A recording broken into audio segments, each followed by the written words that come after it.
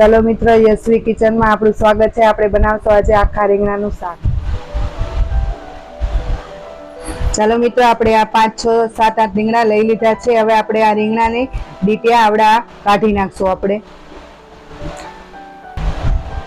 ચાલો મિત્રો, આપણે આ રીતે બધા જ ડીટિયા આપણે કાઢી નાખ્યા છે। હવે આપણે આને રીંગણાને 4 ચીરા પાડી નાખશું।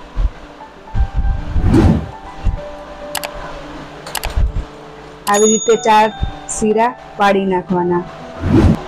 પછી એને આપણે પાણીમાં નાખી દેવાના, એટલે આપણે રીંગણા કાળા ન પડે।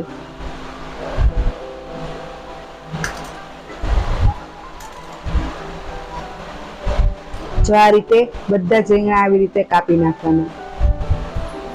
ચાલો મિત્રો, આપણે આ રીંગણા બધા કપાઈ ગયા છે। હવે આપણે આખા રીંગણાનો મસાલો બનાવશું આપણે। चलो मित्रों, હવે આપણે દાણા લેશું, લસણ લેશું। હવે આપણે આ બે વસ્તુ આપણે જ્યુસ મશીનમાં પીસી નાખવાની।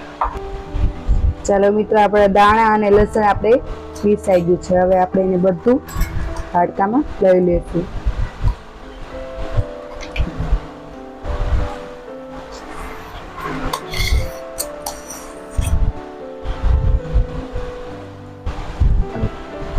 ચાલો મિત્રો, હવે 3 પાવડા આપણે તેલ નાખીશું।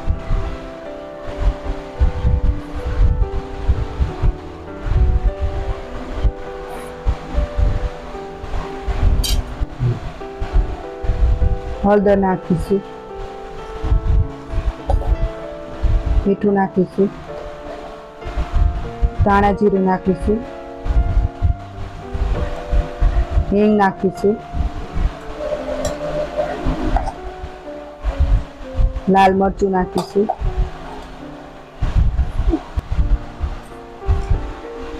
धाणा नाखीशू,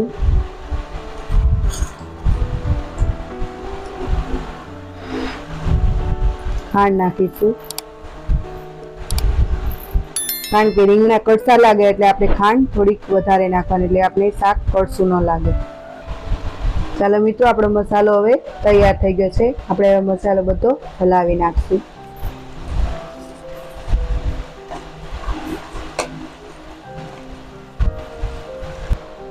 ચાલો મિત્રો, આપણે આ મસાલો બધી રીતે મિક્સ થઈ ગયો છે। હવે આપણે પાટિયામાં, આપણે દેશી રીતે પાટિયામાં શાક બનાવે એ રીતે આપણે ટ્રાય મારવાની છે। શાક બહુ જ મસ્ત લાગશે।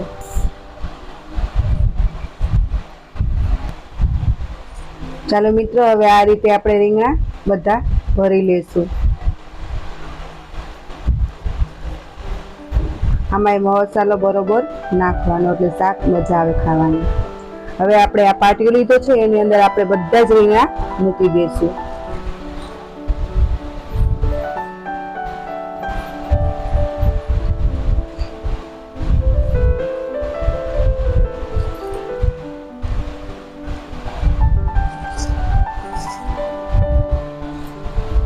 ચાલો મિત્રો, આપણે આ બધા જ રીંગણા આ રીતે ભરાઈ ગયા છે। હવે આપણે ગેસ ઉપર ચડવા મૂકીશું।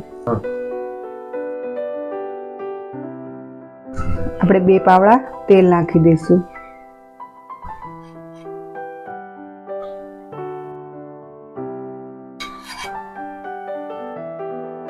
આપણે મસાલો વધ્યો તો એ મસાલો તેને આપણે અંદર એડ કરી દઈએ।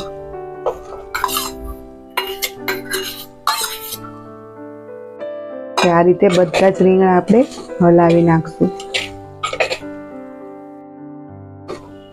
બધા જ કે આ પાટિયામાં શાક કરી આખા રીંગણાનું તો બહુ જ સારું લાગે, એટલે તમે બધા ટ્રાય મારજો પાટિયામાં શાક કરવાની। હલાવી નાખવાનું, ઘડીક સસડવા દેવાનું। આપણને એવું લાગે આપણું શાક સસડી ગયું છે, પછી જ આપણે પાણી નાખવાનું। તે પહેલાં પાણી નહીં નાખવાનું, નકર આપણા રીંગણા ડઠ્ઠર રહેશે। આપણા રીંગણા સસડી ગયા છે। હવે આપણે આની અંદર પાણી નાખી દઈશું।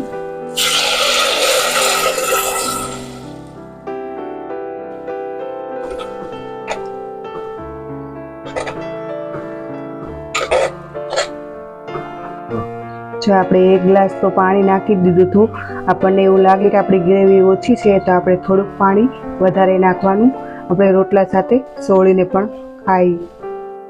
આપણે હવે આ શાકને ઢાંકી દઈશું. 15-20 મિનિટ થશે સળતા. હવે આપણે આ ઢાંકી દઈશું. એની આપણે આ ડીશ ઉપર થોડુંક પાણી નાખી દઈશું. આપણે શાક બરોબર ચડી જાય. મિત્રો આપણે આ આખા રીંગણાનું શાક આપણું તૈયાર થઈ ગયું છે. આપણે બધું જ તેલ ઉપર આવી ગયું. જો આપણું શાક, જો રીંગણા એવા ને એવા ને શાક પણ ચડી ગયું છે.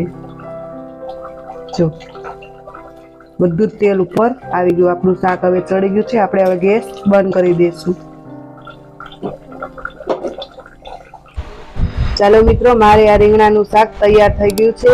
રોટલો, ગાજરના સંભાળ્યા, ડુંગળી અને પાપડ. મારી ચેનલ ગમી હોય તો લાઈક કરજો અને આગળ વધારજો.